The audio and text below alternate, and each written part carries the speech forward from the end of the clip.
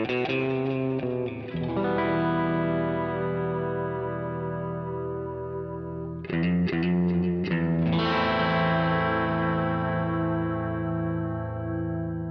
listening to Mark of the Maker.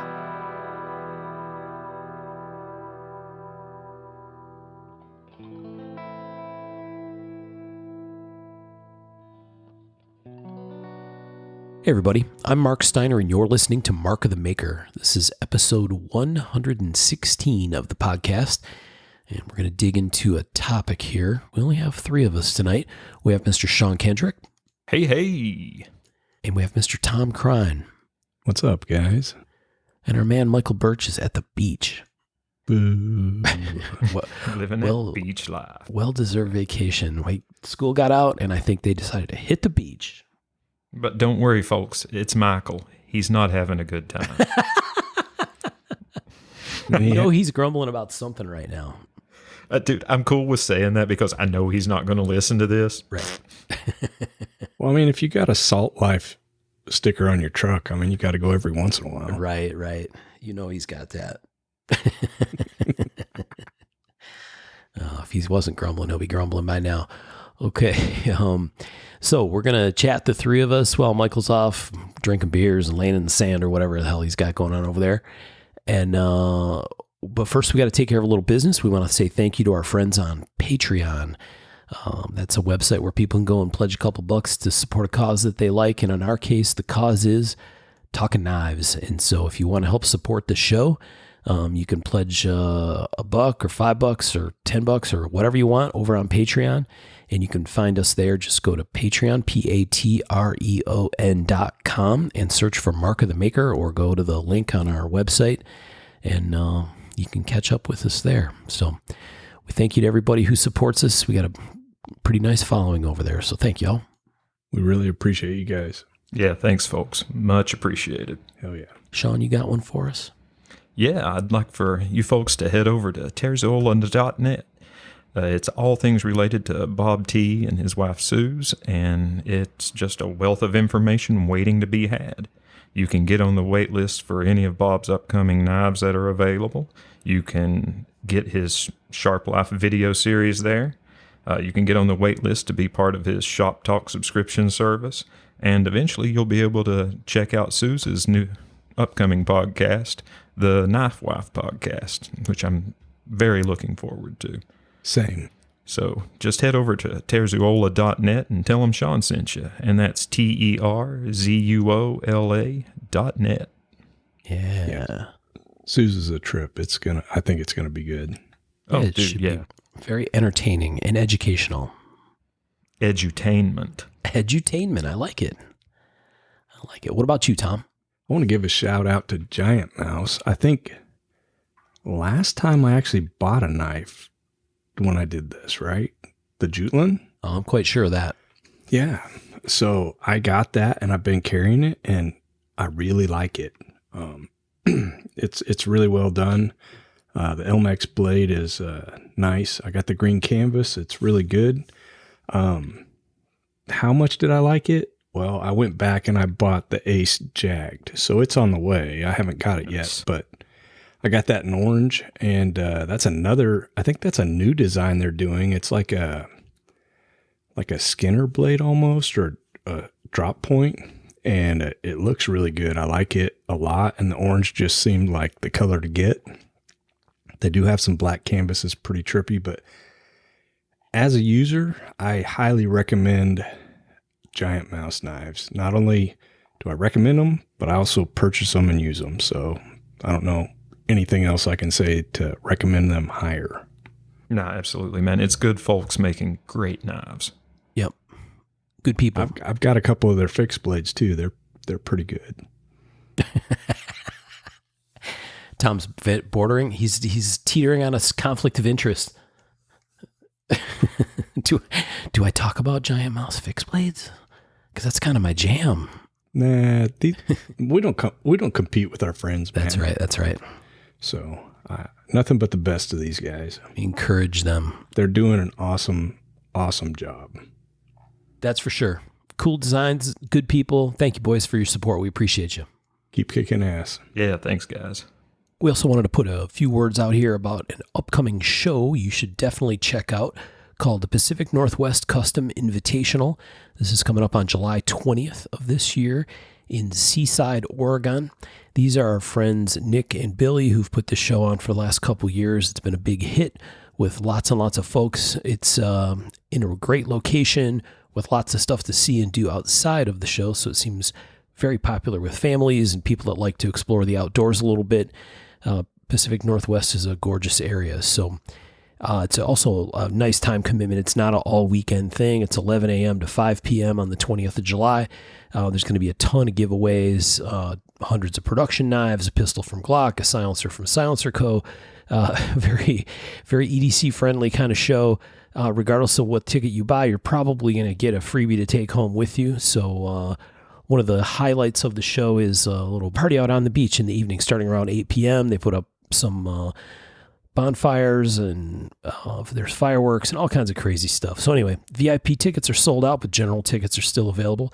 This is Billy described as a love note from Nick and I to the community, and I think that's a safe statement based on all the feedback we've heard. So more information at pnwci.net, and there is a Facebook group called the Pacific Northwest Custom Invitational. You can check that out for updates and feedback and comments from previous participants in the show and how much they loved it. So definitely check it out. So let's get into what we're going to talk about. We did this once before, Sean and I. He what's the right way to describe it? He bathed me in the fires of Warhammer and in the chaos. And I think there was really good listenership to that episode. People seem to really enjoy that. So we're going to do a little more. Yep. And not just because it's easy and I wanted to do it. Well, no. I mean, their weaponry is pretty fitting. I mean, it's obviously not tech we currently have, but in 40,000 years, who knows? Yeah, it's on Tom's product timeline in approximately 40,000 years. I like it. I do want a chainsword. Who doesn't want a chainsword? Dude, I'll send you a link. There are people that have 3D print models of chainsword. I think I shared a picture before. Maybe you did, Sean. But you have to print it in pieces because it's so big. But I don't know how many times I've thought, my printer's not running now. I'm going to print these pieces and just like stick them all in a box and Sean can glue them together when he gets them down there. Man, it wouldn't hurt really my feelings, cool. There's a dude, I think his Alex Geek Workshop, and you can buy one fully assembled with a motor and everything. You've just got to paint it. That's great. Oh, and dude, they look cool. He's got, I think, 4 different variants. One is the Imperial pattern. One is an Adepta Sororitas or the Nuns with Guns pattern. One's the Chaos pattern. And, damn it, I can't remember what the 4th pattern is. Nuns with Guns just sounds awesome. Oh, dude, the Adepta Sororitas are bad asses. They're fucking awesome. All right, well, before we get too much deeper, why don't you remind the slightly less nerdy people at home, Sean, about what it is we're talking about, just the headline.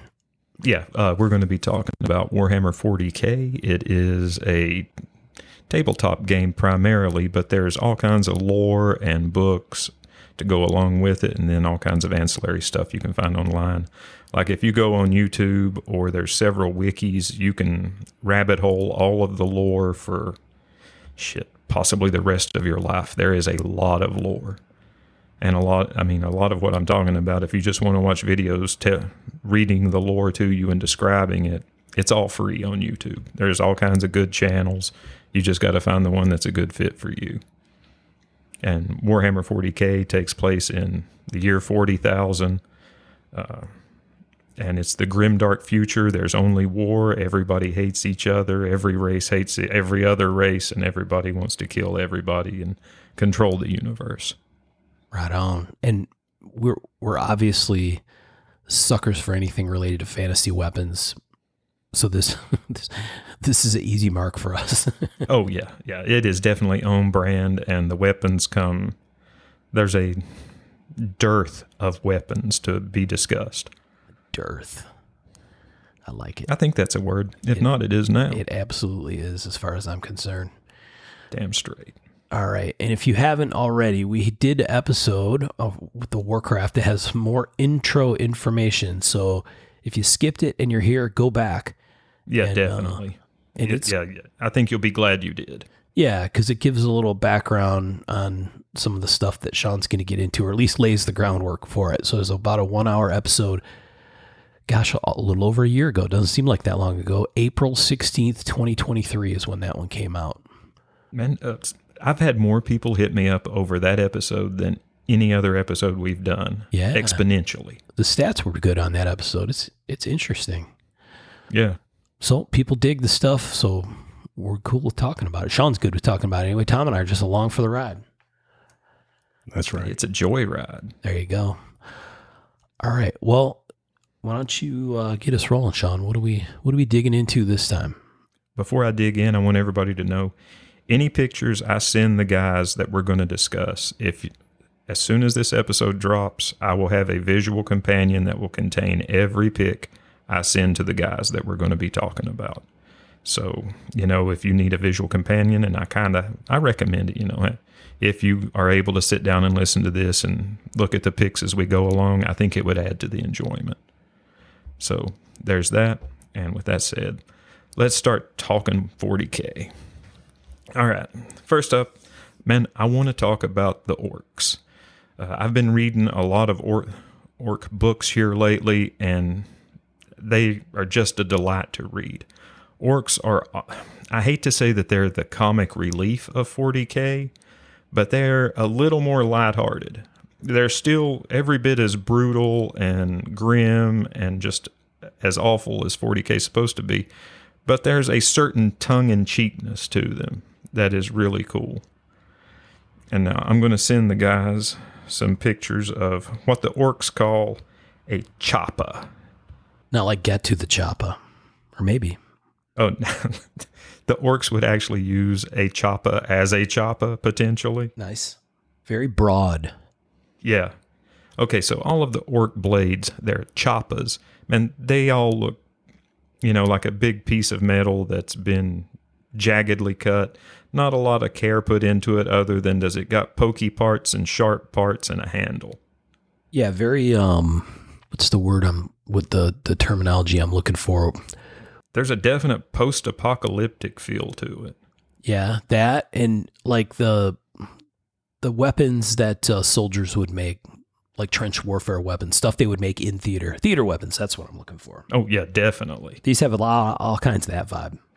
Yeah, a lot of angles, and it looks like scrap metal that's been cut with an angle grinder.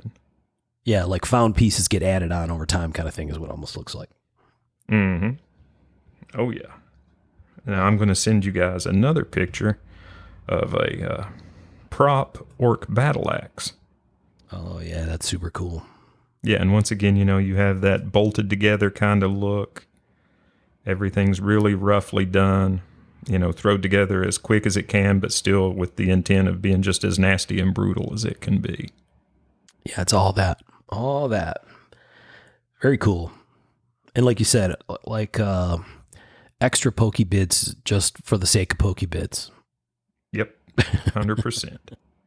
And now for the final piece here, I'm going to send you, this is my favorite representation of an orc chainsword. Ooh, they were into the chainsword thing too, huh? Oh, yeah. Yeah, I mean, they're brutal. So, of course, they're into chainswords. Nice. I like the bone guard. That's cool. Mm-hmm. Yeah, that's awesome. And is that a throttle that's on the grip? That lever? Yep. Yeah. Awesome. And this is all fan-interpreted art, right? Yes. Yeah. That's wild. Yeah, so, I mean, the orcs, they like to kill, they like to cut, they like to brutalize, and they like to crump or scrap.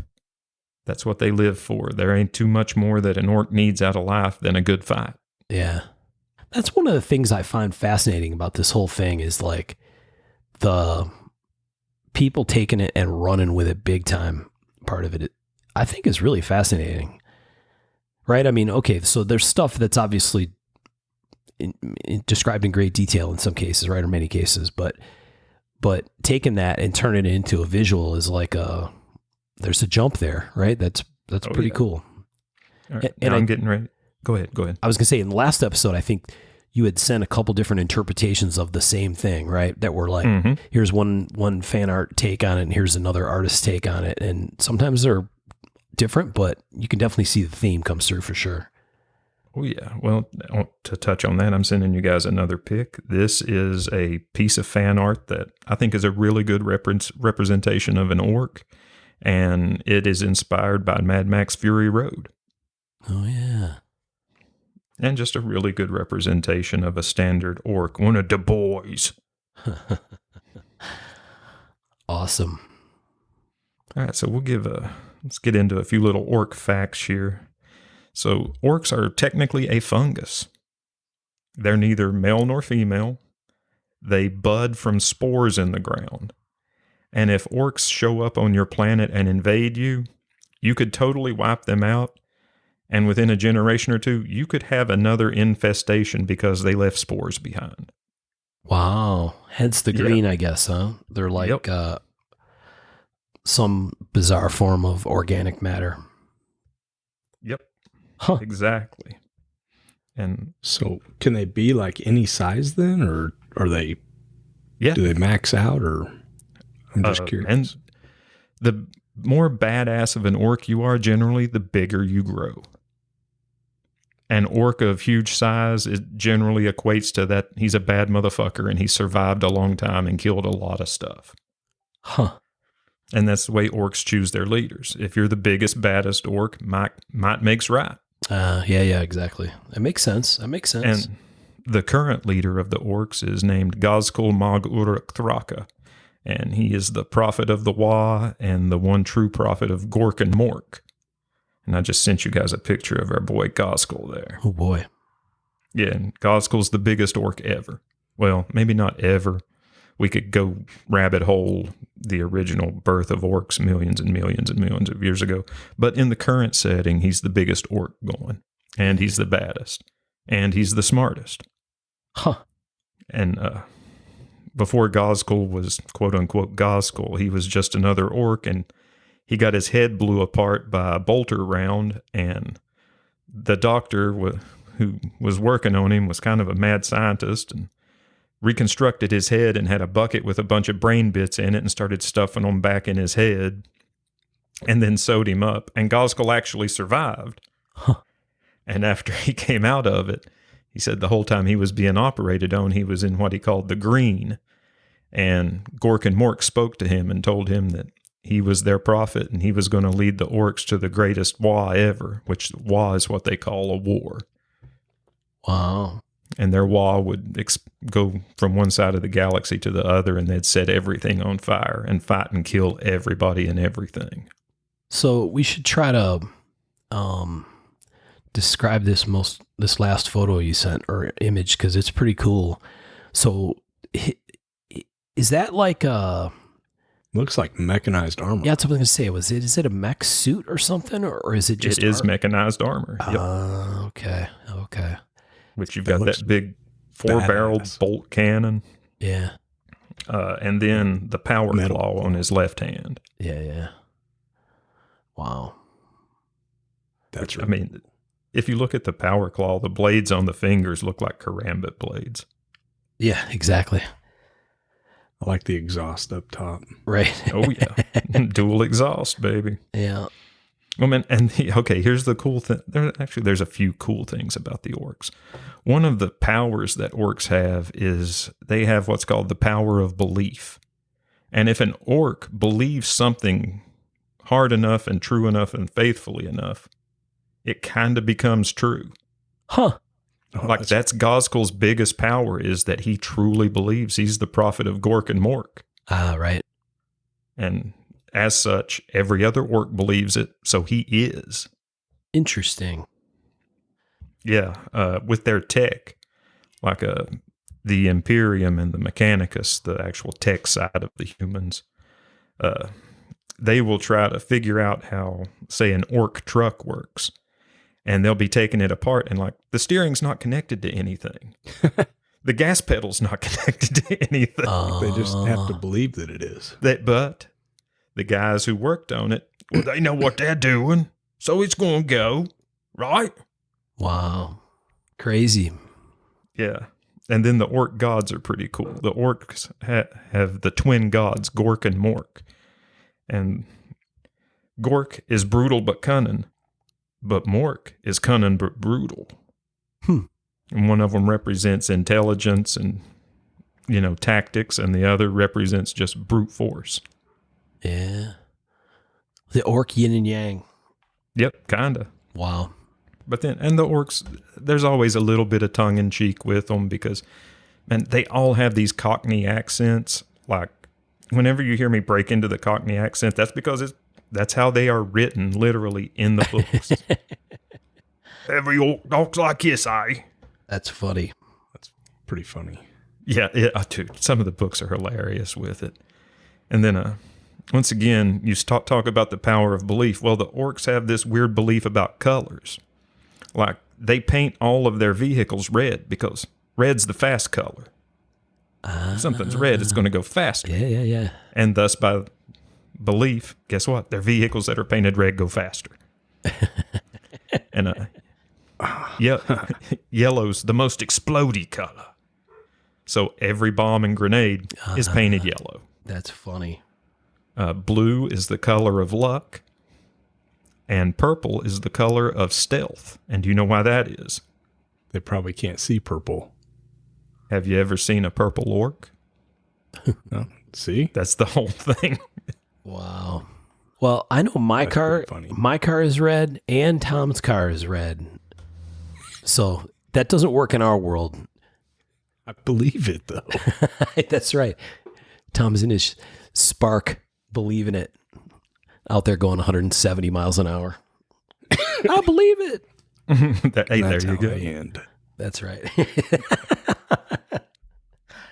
Wow. That's pretty cool, Sean. Yeah. And like I said, the orcs love to fight to the point where if they find an enemy that's really good at fighting and they enjoy fighting them, sometimes they'll let them live and get away just so they can fight them again at some point. Oh, yeah. That's cool. Because a good enemy's hard to come by. Yeah, this dude is definitely a badass. Oh, man. Now, I'm going to go ahead and tell folks, if you're looking to get into the orcs, I think the best book to start with is called Gozkul Thraka, Prophet of the Wa. And it gives you Gozkul's life story, basically, in a really, really entertaining manner. Can't recommend that book highly enough, and I will post a link to the book on Amazon when the time comes. All right. I've read it. I enjoyed the hell out of it. I just devoured it. I read it in like 3 nights. Yeah.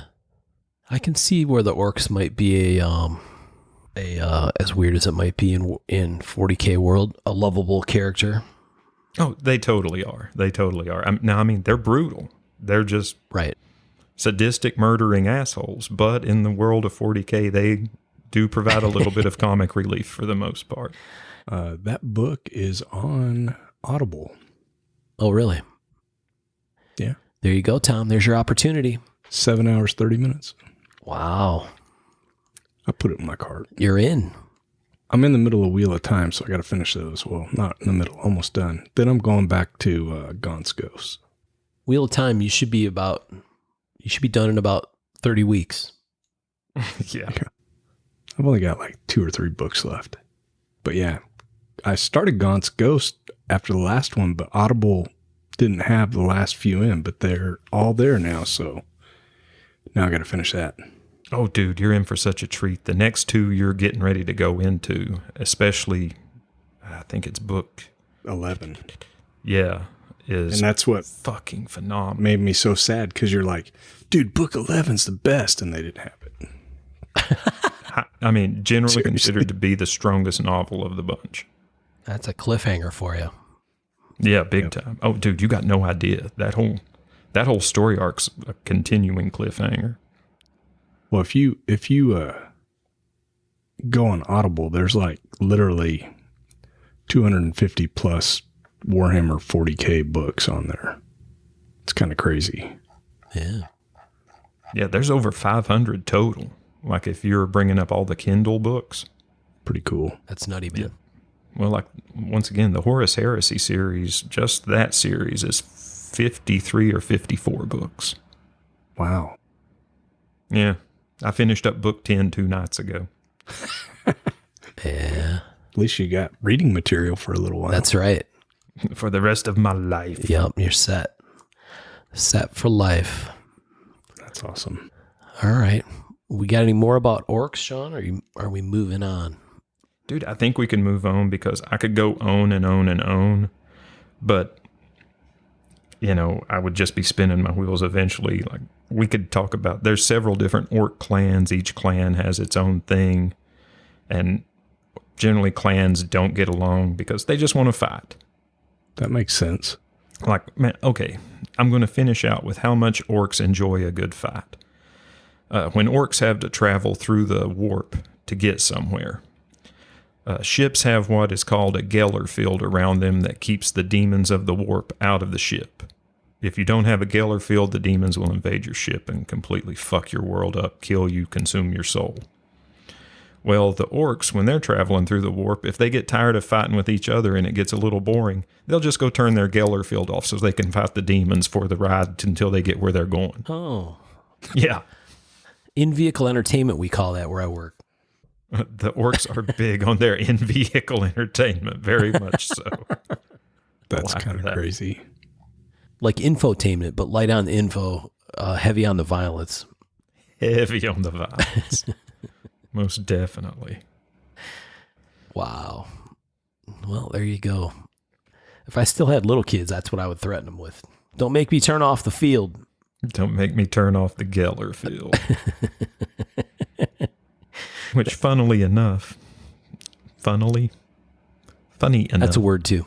Go ahead. Speaking of the Geller field, the whole concept of traveling through the warp and Geller fields and stuff actually kind of inspired the movie Event Horizon, if you've seen that. Oh, yeah. Check that out. I mean, technically, and I think the guy who wrote it even said he was influenced by 40K. But Nice. You could look at it as mankind's first trip into the warp and what would happen if you went in unprotected by a Geller field. Ah, okay. I like it. Connecting the dots. Oh, yeah. All right. All right, but we shall move on now. All right, so the next blade we're going to talk about is a blade called the Lair blade. And now I just sent you guys a picture, and the Lair blade is the one with the purple energy around it. So have a look at that bad boy. Oh, yeah. What is that shape? We've seen that shape before in some ethnic weapons. It's kind of like one of the Egyptian-style swords. Yeah. But modified a little bit with maybe a little bit of scimitar thrown in there. Okay, yeah. Interesting. Dude, that one next to it's kind of crazy too. Now, which one? The gold one or the greeny black one? The green one, Anathema. Anathema. Now, I almost talked about the Anathema. It actually has a bigger part in the history of 40K than the Lair blade does. And maybe if we do this again, I'll talk about the Anathema, because that is the blade that killed the War Master Horus. Oh. And helped turn him to chaos. Wow. Yeah. But I don't want to pop my shot on that one yet in case we do this again, because that would be a good one to talk about. I didn't know whether to do it or the Lair blade, but I went with the Lair blade because I like the Primarch who carries it, and the book about that Primarch is a really interesting read, a really good read, kind of your tragic fall of the hero, and it's really well done. Oh, and you wanted to set Tom and I and our listeners up for a cliffhanger. We get it. Yep. Oh man, you got to be thinking ahead. Playing the long game. All right. So, and this is probably, I've seen quite a few representations of the Lair blade. This one is pretty much my favorite. I think it's closest to what it looks like described in the books. You've got, that weird kind of Egyptian / scimitar blade with a drop to it. You've got a guard, a handle, and then a jeweled pommel, which on the Lair blade, that jeweled pommel houses an entity that is a greater demon of Slanesh, and Slanesh is the chaos god of excess, all things to excess, especially drugs, music, sex, all the good stuff, you know? Right. At one point in my life, I would have been a Slaneshi heretic. Not so much anymore. Right. So much anymore. But yeah, that blade has the soul of a demon in it. Well, at least it used to. Ooh. So the way that plays in is there is a group of Space Marines. They're called the Emperor's Children, and they are led by a Primarch named Fulgrim. And Fulgrim is one of the Primarchs, one of the Emperor's original sons, quote unquote sons, genetic engineered super soldiers that all of the Space Marines in his Legion take a bit of genetic code from. So I'm going to send you guys what our boy Fulgrim looks like. And Fulgrim was known as the Phoenician. He was a beautiful human being. He was raised to strive for perfection. He grew up on a world that was starving and hungry, and eventually he turned that around. He improved all of their production methods for the mining they were doing, and that in turn led to prosperity and nobody having to starve anymore. And Fulgrim started out as a really super duper great guy. But Fulgrim's fault was he wanted everything to be perfect. He strove for perfection. And as we all know, perfection isn't attainable. No matter how genetically engineered you are, perfection doesn't exist. One time, when they were bringing what they call bringing a world to compliance, it was a world of these kind of like sea snake things called the Layer. And as Fulgrim and the Emperor's Children were in the final battle, they were taking the biggest temple that the Layer had, and it was, going to be putting a bow on the whole operation. It was basically going to be the final genocide of this culture. Fulgrim gets into this temple, and there's a sword on an altar. And he looks at it, and he's like, well, that's magnificent. And he picks it up and keeps it as a war trophy. So over time, he starts carrying that sword more and more. And unbeknownst to him, the sword, the demon in it, is talking to him and telling him to do things. And making suggestions to him. But Fulgrim, the Emperor, in all of his all-knowing omnipresence, never told any of the Primarchs about chaos. So Fulgrim thinks that, well, this is just my inner monologue. I should listen to this. Why wouldn't I listen to myself? This is making tons of sense. And it starts feeding on his fear of, you'll never be perfect. And, the Emperor would love you more if you could be perfect, but you'll never be that way. And it leads him down the shitty road to chaos. Wow. Until eventually, in the one picture I sent you, you can see Fulgrim fighting against a fellow with a flaming sword. Yeah. That's his brother, Primarch Ferrus Manus, and the Primarch of the Iron Hands. In his final deed that pushed him over to chaos completely and totally, Fulgrim gave control of his body to the demon in the sword and beheaded his brother in combat. Oh, boy. Oh, yeah. Big fall from grace.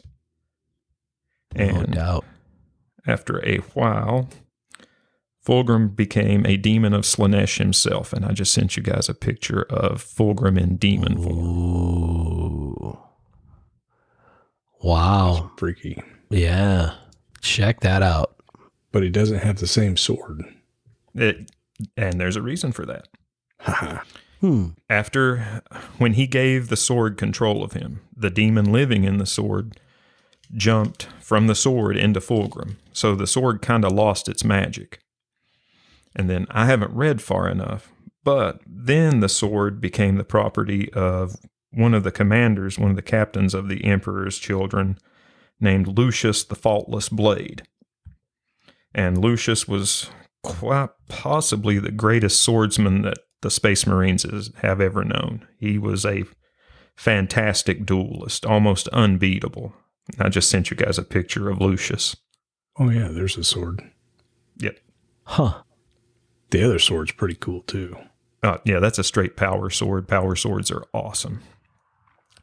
Like I said, Lucius was called the Faultless Blade, but like so many others of the Emperor's children, he too fell to chaos. And now Lucius is known as Lucius the Eternal and is the favored champion of Slanesh, the god of excess. And this is his evolved, demonized form. Yikes. Yeah. Check that out. That whip is crazy. That's his arm. It's a tentacle whip. Wow. There are barbs all up and down it, and the tips of it, each tendril is sentient and malicious. Check that out. He's got like the alien coming over his shoulder. Yeah, one over each shoulder even. That's part of his jump pack. Really? Yeah, that's actually like a jet pack. That's the exhausts for it. Wow. Oh, yeah. Oh, yeah. Dude, shit gets real fucky when you start drinking that Chaos Kool-Aid every day. He's got like a head on the back of his sword hanging. Crazy. Yeah. Quite a path. Yeah. And now they call Lucius the Eternal because now, if you're in combat with Lucius and you actually manage to kill him and you take any pride or any joy in it, he respawns in your body and you become a part of his armor. Oh boy. Yeah. I couldn't find a picture good enough to send you guys, but his armor has faces all over it. Wow. That kind of sucks. People he's killed or people who have killed him. Yeah. And then he respawned. Crazy. Well, on his shoulder, it looks like there's faces on that armor. Oh, and on his chest. Too. Yeah. Yeah. I see what you're saying. Wow. Trippy. Yeah, but in the novel Fulgrim, it's, I think, book 5 of the Horus Heresy novels, you get to read the full downfall of Fulgrim, and it's a excellent, excellent read. I can't recommend it enough. And in the first 3 books of the Horus Heresy, you get to know a little bit about Lucius. Okay. And like in that story arc, you start liking him, and then as things go on, you like him a little less and a little less and a little less. Until you're like, oh, this fucking guy. But damn, he can fight. Holy shit. Right. All 50 some books of the Horus Heresy are on Audible. Does not surprise me. So Sean, Games Workshop wants your monies. That's right. Yeah. This is so this is all moving around in a timeline, right? I assume. Everything we just discussed took place in 30,000. Ah, okay. I was going to say, because some of these transitions, I assume, happened over many, many, many years. Oh, yeah. Or the transition from being a human to being a demon form and all that other kind of stuff. Actually, the transition from human to demon usually happens pretty quick. Is that right? Yeah, it can take a while to actually fall to chaos, but once you fall, you tend to fall pretty hard. Right. Wow. And I enjoy the story of the Emperor's children, and like there's some cool aspects of the Emperor's children now that they're all fallen to chaos. Like they have what are called noise marines, and they actually use music as a weapon. Ooh. Yeah, frequencies and modulations and volume that can liquefy people, or, you know, all different kinds of ways to harm someone. I've been digging my guitar stuff out lately. I'm pretty sure Amy thinks I'm using music as a weapon. When she walks by holding her ears, covering her ears, that's a good sign for me, bad sign for her. That's pretty funny. Crank it up. That's right. Because it just sounds better, honey. That's why you got to go there. Well, hell yeah.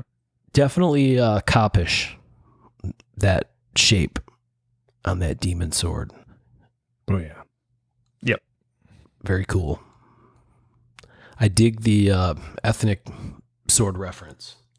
Makes sense, right? Oh, yeah. So it seems like there's a theme here. Everybody seems to be turning to chaos. Well, half the Primarchs turned to chaos, half the Primarchs stayed loyal. Okay. So this is, like we said, this is back in 30K. Yep. And that's setting up 40K where everybody's at war. Yeah, the Horus Heresy is the biggest single event ever, basically. It sets up everything that's happening for the next 10,000 years. Wow. Way, way, way back in 30,000. Yep. Very interesting character, Sean. I like it. Yeah, and I'm not doing it justice. I'm skimming it so hard.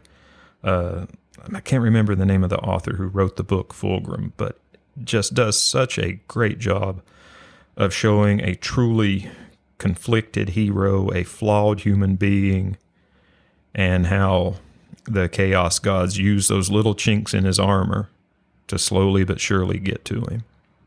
Graham McNeil. Graham McNeil. Yeah, that's what's interesting. All these books are by different people. Yep. I guess book 2 is by Graham McNeil too. So apologies to our listeners because we're only in a very cursory way given description. It's hard to describe some of this stuff, but so for sure they're going to want to go look at the pictures when you share them because it definitely tells much more of the story when you put the visual with Sean's description. Yeah. I'm going to make sure that probably at least a few minutes before the episode drops, I should have a visual companion available. I knew this was going to be that kind of episode. Yeah. And really, if you just take some of the keywords I'm using and type it into Google, you are going to come up with a ton of art. Oh, there you go. Just put it in a Google image search. Because, I mean, the few pics I'm going to share of each thing doesn't even scratch the surface of all the actual authorized art and fan art that's out there for everything we're talking about. All right. Where do we go on our journey next, Sean? All right. Well, we are going to kind of stay in the year 30,000, and we are going to talk about the Sword of the Emperor. So first off, let me send you guys a close-up picture of said sword, and then I'm going to send you a couple pictures of the Emperor, or Big E, as we'll call him for short. Ooh. Big E. I like that. His. Big E. Are those greaves on his leg? Is that what that is? Yeah. Well, I'm getting ready to send you so you can see his armor a little better. So while the pictures are coming, Sean sent us this sword is like I don't know, it's kind of a broadsword with almost like a reverse guard. Yeah, massive. All these swords are ridiculous. Yeah, ridiculously huge. The blade's fully engulfed in flame. Yeah. It's like an iron cross and wings. Dude, his armor is sick. Oh, yeah. I don't know how these guys move in this stuff, though. Through the power of disbelief. There you go. Or suspension of disbelief. Yeah. My bad. He's got like a little Halo action going on. Yeah. All right, so tell us about this guy. All right. The Emperor of Mankind. He's the most powerful psychic being who's ever existed human-wise. He is pretty much the equal to any of the Chaos Gods in his psychic ability. He's also what's called a perpetual, which means even if he dies, he immediately is brought back through reincarnation. Okay. But he maintains all of his memories. So he's been around since, the Neolithic age on Earth. Oh, wow. Yeah, he's been around a long fucking time. Yeah. Basically lining everything up so that, let's see, I guess a little bit before the year 30,000, he was involved in what was called the Unification Wars, which unified all of Earth under his banner. Okay. He became the supreme ruler of mankind. And before he was able to do that, there was a diaspora of people from Earth spreading out all through the galaxy during the dark age of technology. And he said, we've got to go out into the galaxy. We've got to find all of the humans who have been scattershot throughout the galaxy, and we bring them under my protection also, because I'm the Emperor of Mankind, and I'm here to protect them and to make sure that humanity moves forward into the future. And as the Horus Heresy begins, they are just wrapping that up. It was called the Great Crusade, and they've pretty much scoured the entire galaxy, found every human population that is to be found, and brought them, quote unquote, into compliance. That's the Emperor. Super powerful dude, really god tier kind of powers. And what makes his sword so cool is the flames on his sword. They aren't really flames like we would think of. They are flames of psychic energy. The sword acts as like a conduit for the Emperor's psychic power and amplifies them. Oh, crazy. Yeah, it's actually one of the few things in the universe that can truly kill a demon. Like most of the time, if you kill a demon, it just goes back into the warp and respawns in the warp, and, it lives to fight another day. If you strike a demon down with the Emperor's sword, it completely dissolves any kind of essence or soul or spirit that it has, and it's truly dead. No coming back. No respawn, no nothing. Wow. That's one of the things that makes it so cool. Game ender. Yep. So does it talk about how any of these swords were like made or spawned or whatever? Or is that just part of they're just there already? No, the Emperor made his sword. He's the only one with enough knowledge of psychic power like that on how to build a sword that would be able to conduct the level of psychic power that he has. For the layer blade, that's an unknown. That was an alien civilization. Who knows where it came from? Probably those power swords. Power swords are from the dark age of technology when man was at its peak, and all of those are like ancient heirloom style weapons. I'm not sure if power swords are currently able to be produced in the Imperium. Like after the dark age of technology, a lot of knowledge was lost. Yeah, I remember you talking about that last time. Yeah, like that's a lot of vehicles and stuff are stupid old. Right. What I found kind of crazy about all that was like when AI started, right? Yeah. Oh, yeah, dude, AI was the problem. Yeah. Right. Which is ironic when you look at what's going on in our world today. Yeah. Oh, indeed you do. Beware the men of iron. And now, in two of the pictures I sent you guys, it's actually pictures of the Emperor when he fought Horus. The first picture where you have Horus on one side, the Emperor on another, and then you have a Primarch laying prostrate in the middle is one of my favorite representations of the Emperor's battle with Horus. Yeah. And then the guy laying on the ground is the Primarch Sanguinius of the Blood Angels, and Horus has just killed him. And the Emperor is there, and he's like, Horus, I'm going to end you. He and Horus fight. He kills Horus, but Horus is so jacked up on the chaos juice that he actually lands a mortal blow on the Emperor. Wow. And the Emperor has to be put on what's called the Golden Throne, and it's basically like a life support system. And he's basically undead at this point. He's sitting on this golden throne. He's got hoses all ran into him. And every day, 1,000 psychers have to be sacrificed in this machine to keep him alive. Whoa. Oh, yeah. That's crazy. And the psychers are their equivalent of computers, right? If I remember right.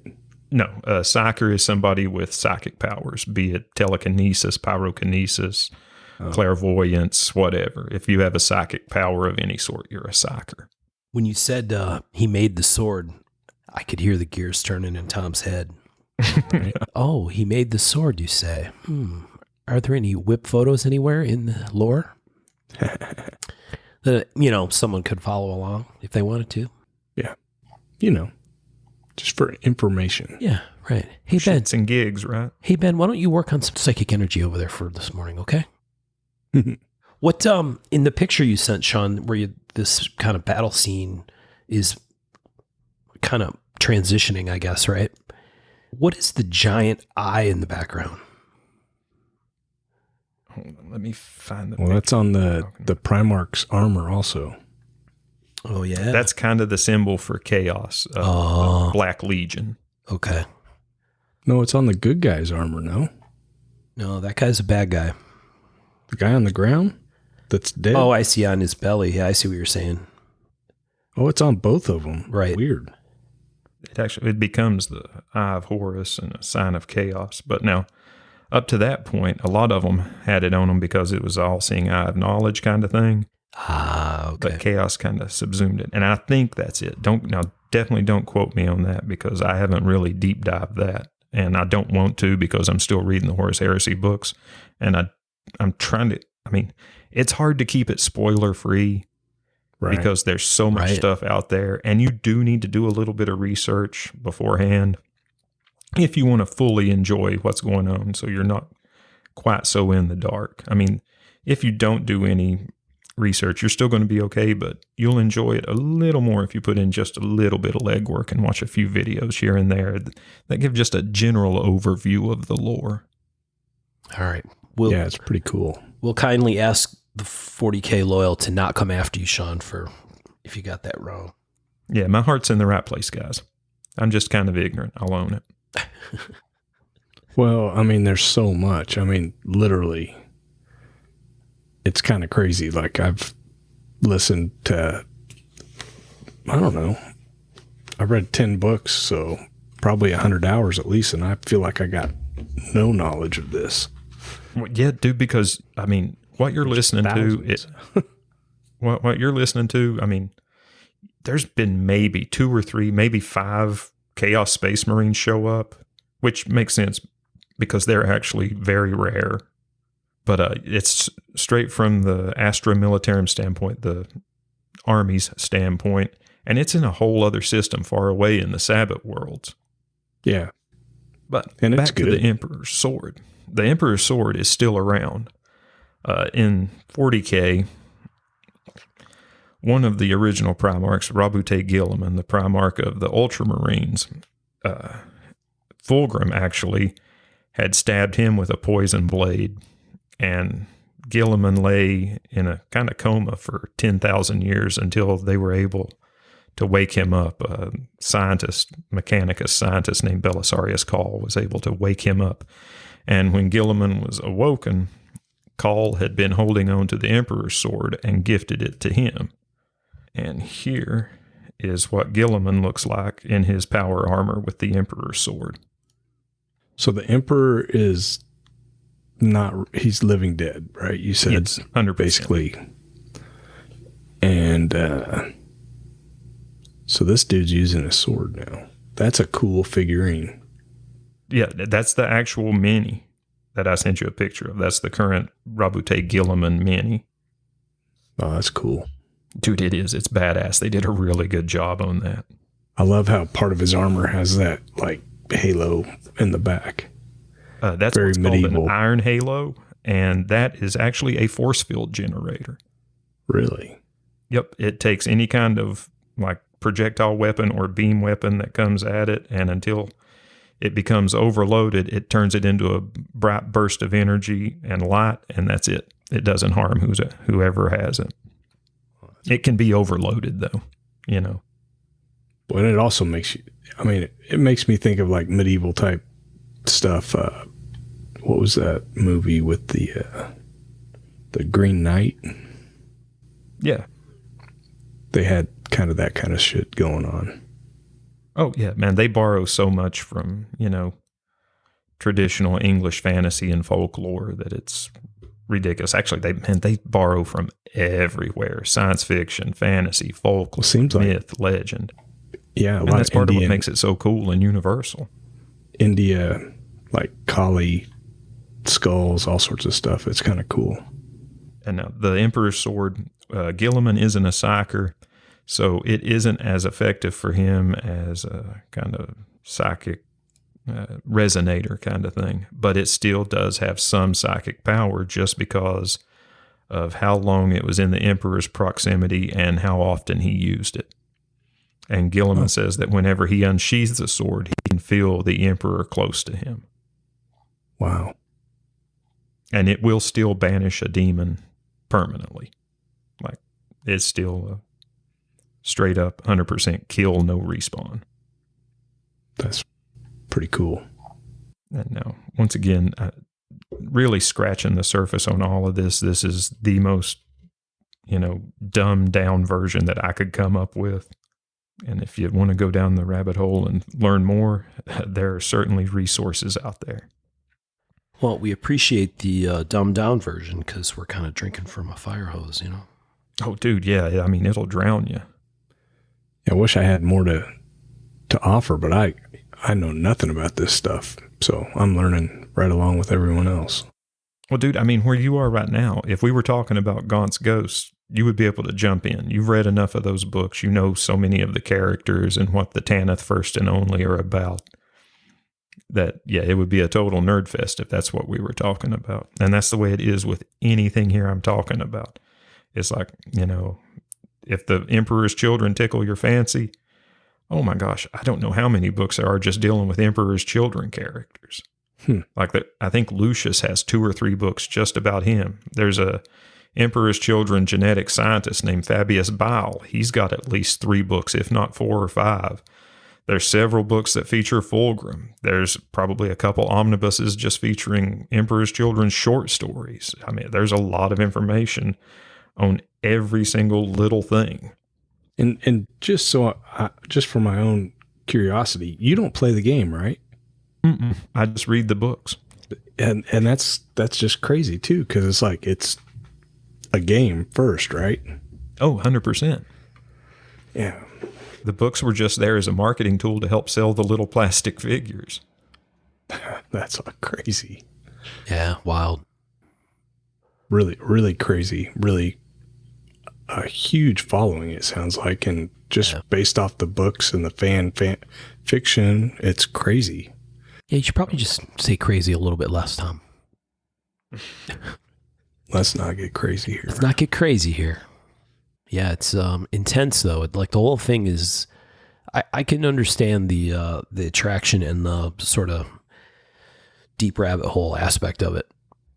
And once again, anybody who's listening, if this has piqued your curiosity in any way, if you just search Warhammer 40K in our Facebook group, there are a couple good resources for books, or at least one good post, I think, with books where you can start and with links to that, where you can get them on Amazon. And it's like Tom said, you can get them on Kindle. A lot of them you can get in hard copy. Most of them you can get on Audible. So however you like to consume your media, they're probably going to have it for you. And if that thread or post doesn't help, man, feel free to reach out. This is something I'm almost always in the mood to talk about, and I'll do my best to help you get started. Very cool. Thanks, man. No, my pleasure, man. I love this shit. This is how chaos enters your life. You reach out to Sean. Exactly.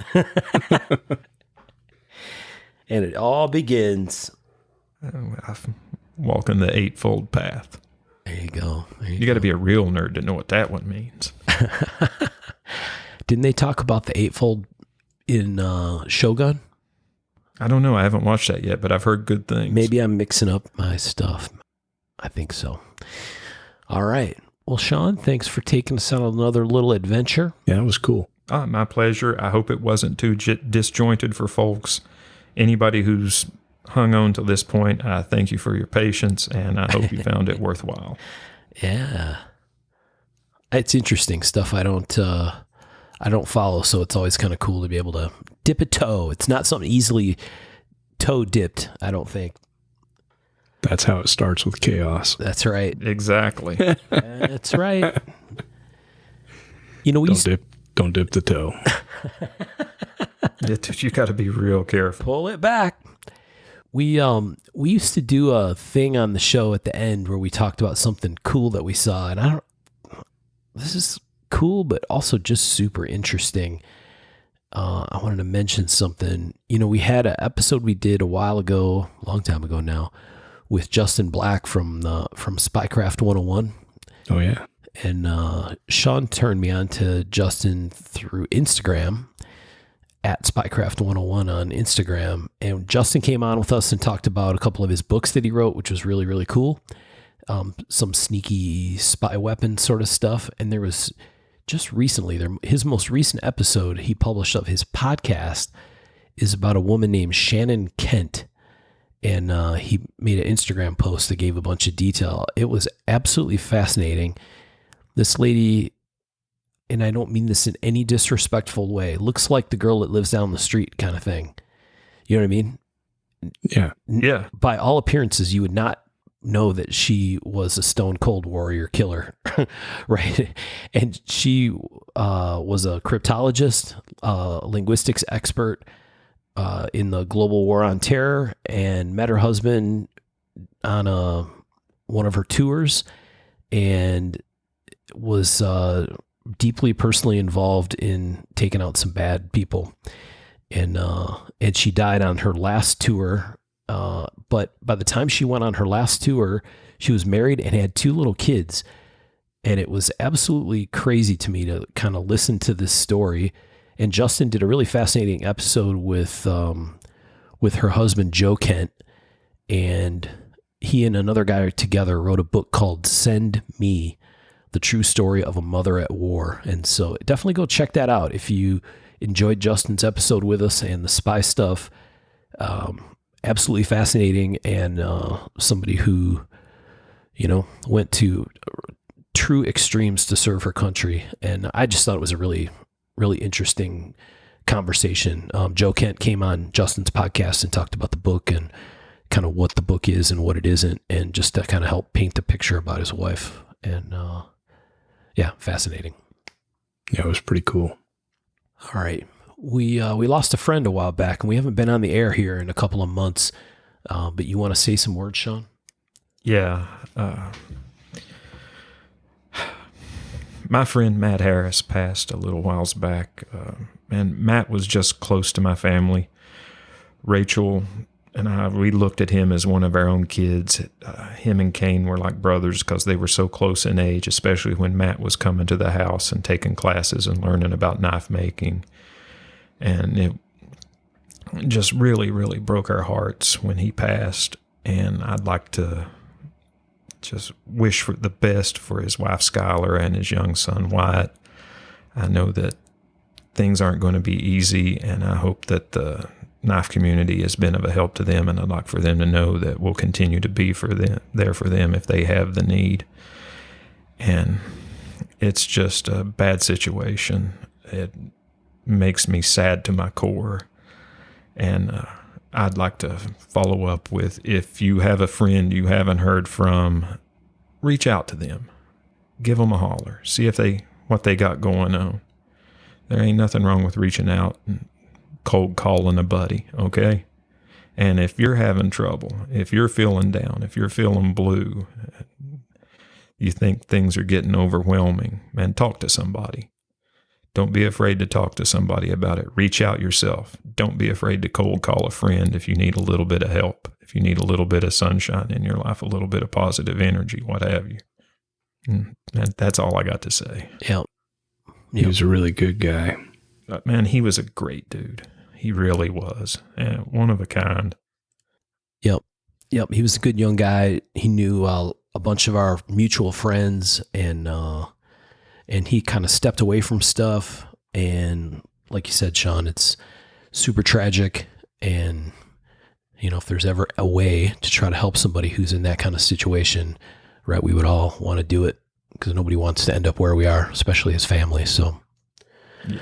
So rest in peace, Matt. Rest in peace, my dude. All right. Well, I think that takes us to the end. Want to say thank you to our friends again on Patreon, and Bob and Suze and our boys over at Giant Mouse for all your help.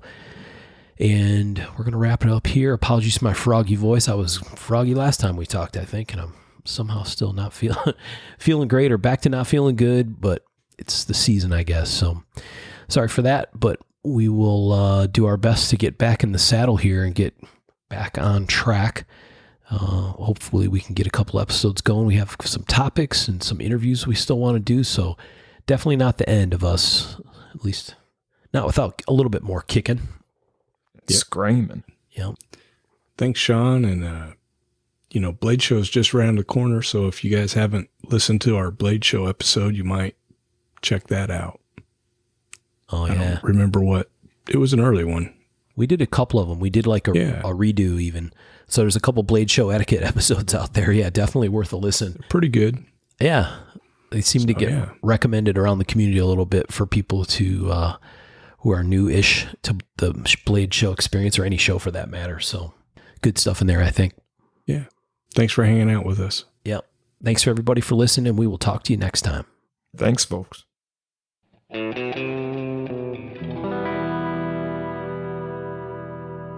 To learn more about our makers, you can find Tom Crine on the web at crineknives.net, in his Facebook group, Crine Knives, or in his Instagram account, @CrineKnives.